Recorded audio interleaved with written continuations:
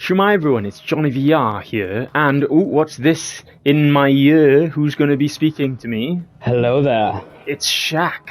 And, it was a pog. There was a little pog in the thing there. Do you know what? I was looking for this. It's actually part of a mission, see? Oh, there we go, I helped you. You helped me. I was looking for that pog, like, everywhere. You need to, like, find 3 of them in this place. It's because I know Batu. Yes. I am a seasoned Batuian now, so... Yes. So this for this video, which is on the main channel as opposed to our gaming channel, where I've played this game sort of all the way through, we are going to do a sort of a set of videos seeing whether the Batu environment is as it is in the Disneyland park in Florida, which Shaq has been to. Disney World Park, come on now. Disney World Park, yes. That. And it's that kind of attention to detail that is going to be much appreciated when looking at all this environment, because I haven't been, so I don't know. So I'm going to be guided around. And if you haven't seen Johnny's Let's Play series as well, check it out on our gaming channel. It's Skybot Gaming. We'll link it down below and everything. Please do check it out. Johnny does some amazing videos on the gaming channel, so check it all out. He's using PSVR 2, so you can see whether you want to get it or not as well. So please do go check out his videos on there. So, alright, thanks very much. I'm currently on a black screen, so I'm just waiting for my visual to come back. So what I'll do then is I'll walk over to the window then, because this is the Cecil/Slack's Cantina, which is this guy, he's the bartender. But the biggest sort of thing about this location in the game is that it overlooks Galaxy's Edge, like the classic Falcon environment, things like that you've been to, but I've only seen in photographs. So now, obviously, in the actual park, you cannot be in this room. Yet I know exactly where you are, because from it. So literally, if you look directly down out of the window, down under there, see that little bollard closest to you? That's the one. That is where I cried when looking at the Millennium Falcon. That's where I burst into tears, and literally just underneath as well. That's where I recommend anyone who's built a lightsaber at Savvy's workshop to go at the night time and get some photos, because it's dead there. Nobody goes in that little area. There's so much room and stuff. It's just plenty. It's really good for there. But yeah, you do definitely have the Millennium Falcon there, and it is exactly like that there, so it's pretty cool. Yeah, but you can't go up here, but like Shaq said, you could be down there and I would be like waving to you. I could wave to you from here. Thought I could hear somebody calling me when I was down there. It was bloody JonnyVR. A little bit of trivia for you. So literally straight across of that building, opposite you. That is Docking Bay 7. So that is the table service. Well, it's a quick service restaurant, but it's got tables in there for you to sit down, and it's a really cool little restaurant. They have tip yip, which is fried chicken. For humans, not for Batuians. So they have fried tip yip there. It's very spicy. You can get the not so spicy one as well. And one Ronto wrap. Now Ronto Roasters is closed. Well, you can get your Ronto wrap from there. Now you see that little ship above it. Yeah. Now that ship is still there. Every now and then the lights come on the ship. It's like if it's landing. But they see those 3 little boxes there. Yeah, 1, 2, 3. The yellow ones. Yeah, the yellow ones, Now, they are very neatly placed in there at the moment. In Galaxy's Edge, only one of them, I think only one or maybe 2 of them are in there, and then there's one outside it. And they have numbers on them. One of them has 77, one of them has 80, and the other one has 83. So, Johnny, can you take a guess at what those numbers are? Well, it definitely because New Hope came out in 1977, right? So I'm assuming that's correct. Three for the original trilogy. that you are totally correct. So 77 was Star Wars before it turned into Star Wars: A New Hope as we know it. Yeah. Then it was Empire Strikes Back in 1980, and then Return of the Jedi in 1983. So there's little details like that I love that are in the park and stuff. And also on that Millennium Falcon, there is a little mini Millennium Falcon on there. Oh, really? Yeah. So check out my vlogs. I've also done a YouTube short on where to find it as well. So we'll link that, but do watch our vlogs and things like that from Disney World just to find out that little hidden secret there. We do have another secret for you, but we're going to leave that for a little bit. So yeah, see those stairs then to the next of... I'll move over here. Down here. Yeah, so that is the path that I took. The path of least resistance, if you will. I took the path down there, and that is where I first saw the Millennium Falcon in person. So, and if you carry on heading down that way, that's where you go towards Ronto's Roasters, the marketplace where you can see Mandalorian. Cool. There's the bounty hunter area there as well, and also Savi's workshop, wink wink nudge nudge, if you know what I mean.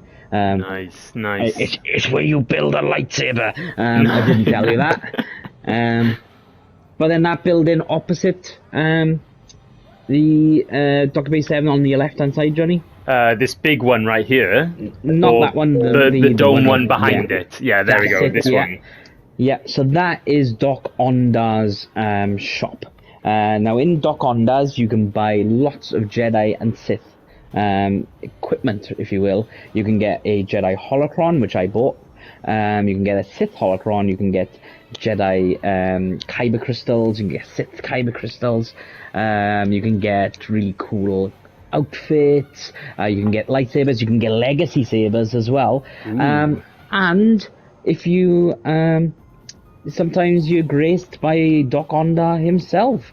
I saw him once. I didn't see him the other time. One time I don't know where he went. Well, funny enough, would this happen to be your Doc Ondar? Oh, this Doc Ondar. So when he's not there, obviously he's up in this cantina. Having a drink with JonnyVR, see? Yeah. Cheers. There in your blue milk cup. There. Yes. And look at that on the table. Look behind you, Johnny. Yep. Oh, look, yes. That's a Ronto wrap, which is what you can get from Dr. Base 7 or Ronto's Roasters. And I've had the breakfast version, right? And oh my gosh, it is amazing. It's so nice. The tortilla is more like a naan. Yeah, it looks more like a naan here, actually. Doesn't it? It looks thicker, doesn't it? And see that white sauce on top of it? Yes. That's a peppercorn sauce. Now, the difference between the ordinary Ronto Roaster, Ronto wrap, and the breakfast wrap is the breakfast wrap has like a egg, like in McDonald's you have the McMuffin thing, and it's kind of like that kind of egg in it. And the ordinary wrap has like a little coleslawy stuff on top, which I'm not a big fan of, so I'm glad I had the breakfast wrap, to be honest. You can ask for it without it. Gemma had hers, her breakfast wrap, but she doesn't like peppercorn sauce, so she didn't have the peppercorn sauce. And they will tell you as well, they'll be like, this one is without it, so that's quite nice. And you can overload it. You dropped it! I dropped it! Sorry, there's another one over here. The thing is, all this talk about Ronto wraps is actually making me hungry, and peppercorn sauce, and I can actually eat this in the game, but it doesn't taste of anything, unfortunately. Well, I do have the Galaxy's Edge cookbook, so I will take a stab at making them, and you can try some sometime, Johnny. So. That would be good. I would look forward to it. Yeah. Right, shall we get back to the window? Yeah. So, cool. So in between Doc Ondar's and that big massive one that's right next to you. Yeah. Sort of the way that way, like the little path that's just out of view. Yeah, so in that little path there will be a photographer there, and he takes some photos, and I did have my lightsaber photos there as well, so which is really cool. And down that path is where you go towards where these people are walking. Yeah, that's exactly it. So where they're walking down there, you can get to Ogre's Cantina, amazingly cool cantina. You can have like a fuzzy tauntaun, Nice. which makes everything go numb, quite literally, and lots of different drinks. I had a Jedi mind trick, and the bartender was like, "This is not the drink you're looking for." So that's pretty cool. And we had quite a few drinks there. And if you carry on going down that road as well, then you come to where the First Order Fleet Transport is. Next door to that is you can't really see it. You can't really see, but it's this area here, yeah, right? It is. Yeah. So way down there on the left hand side, that's where the fleet ship is, and also the entry point for the Halcyon Star Cruiser passengers. So the Halcyon is the Star Wars hotel. And that's where they get brought on a special bus, make it look like a transport, coming down from space to come to Batu, and they get off in that area there. Unfortunately, the Star Wars Hotel is closing at the end of September. I'm gutted, because I really wanted to go to it. It's a very expensive experience. It's actually sold out now from now up until the end of September. When it closes, it's absolutely sold out. So that's quite sad, but anyway, still down that path as well is where you can get your blue milk from, and your green milk. Wonderful. And green milk smells beautiful, tastes foul. Did you try them both? We tried them both. I did have 2 lots of blue milk. So we did try them both. You can see that on the vlog. You can see our reactions. Don't eat the green. Don't drink the green. Whatever you do. You can try it. Be our guest. Try it and stuff. But also down past that area, see that little valley down there. Yeah. That is a valley known as Andy's backyard. So that's where Toy Story Land is. Down that way. Yeah, I can't quite see any toys come to life. No. But we will try and see whether we'll have any like Toy Story like nods in that area. So so if you go back to the right, Johnny, to where the Falcon is. Yeah. So that towery bit next to it. This tallest one.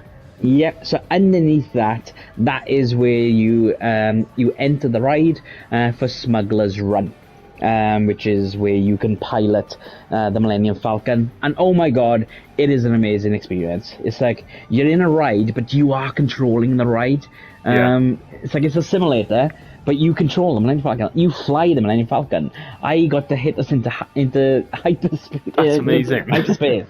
Light speed. I was like, what? And it's like, it is such a great ride. It's like, it can be long, and see those little shutters behind the Millennium Falcon? Yeah, here. Yeah, those are actually windows, so that's the second story part of the queue. You're almost on the ride there. And so you can see, literally, the Millennium Falcon from 360 degrees. So you probably see more, and below. Probably see much more detail then from those windows, because it looks really close. I have so many photos of the Millennium Falcon. It's unreal how many photos I got of it. But no, it is such a great ride. Cool. So, quick question: What was your waiting time roughly for the line? I'm curious. Right. So for the first time we did Smuggler's Run, we were. Because we did Rise of Resistance, and we went. It was pretty much it wasn't a walk on, but we only waited 20 minutes, and that can be 2 to 3 hour wait to that ride. But I highly recommend rope dropping it. So rope drop is when the park opens, you head straight to that ride, and you get in that queue. So I highly recommend doing that as your rope drop strategy. Then I recommend going to Smuggler's Run straight away if you're a big, massive Star Wars fan. Because what I did was we left the park, left Galaxy's Edge, then I set up the camera to track my face and as a POV point of view filming, so people could see my reaction and what I was looking at the same time. And we walked through the entire Galaxy's Edge first, then we went on Smuggler's Run, and I think it was posted up as 40 minutes wait. but we ended up waiting for an hour and 10 minutes. Actually, no, we didn't. It wasn't an hour and 10 minutes. It was 110 minutes. Sorry. So that's right. Yeah, nearly 2 an hours. hour and 40. Yeah. So that was brutal. That was really, really brutal. But the second time we rode it, I think it was only about 30 minutes long, something like that. It wasn't too long at all. And the third time we rode it, we had lightning. We paid for Genie Plus, which means then you can get lightning lanes. Then, so we got lightning lanes for that. Very cool. Very cool. Yeah. I must say, I'm quite enjoying this new way of doing a video. Really, because it's different for us. Really, so. Yeah. So let us know in the comments if you enjoy it. Oh, I see all these ships and stuff. I just saw a TIE fighter going past and stuff, right? Yeah. You can hear that. You can hear them when you're in Galaxy's Edge. Nice. Because it is like a spaceport, right? So. Yeah, exactly, yeah.